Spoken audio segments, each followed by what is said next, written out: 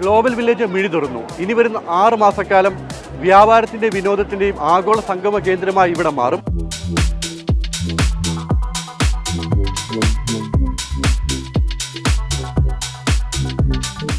ലോകത്തിൻ്റെ വിവിധ ഭാഗങ്ങളിൽ നിന്നുള്ള കലാകാരന്മാർ അണിനിരുന്ന വർണ്ണാഭമായ പരേഡോടെയാണ് ഗ്ലോബൽ വില്ലേജിന് 30ാമത് സീസണ് തുടക്കം കുറിച്ചത്.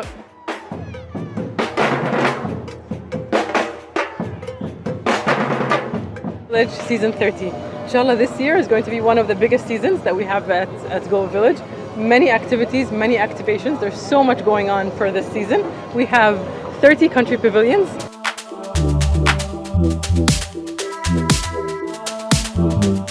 ആദ്യ ദിവസം തന്നെ മലയാളികൾ അടക്കമുള്ള ആയിരക്കണക്കിന് പേരാണ് ഗ്ലോബൽ വില്ലേജിലേക്ക് ഒഴുകിയെത്തിയത്. ഞാനിവിടെ ദുബായിൽ 28 കൊല്ലമായി.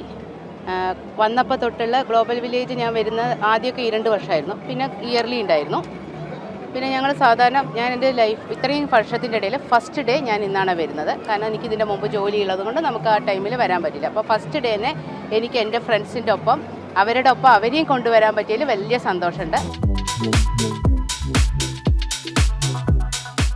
ഇനി വരുന്ന 6 മാസക്കാലം ദുബായ് ഗ്ലോബൽ വില്ലേജ് സന്ദർശകരെ കാത്തിരിക്കും. ഗ്ലോബൽ വില്ലേജിൽ നിന്ന് രഞ്ജിത്ത് പ്രാശ്ശേരിക്കൊപ്പം ഷിൻ സെബാസ്റ്റ്യൻ, ജനം.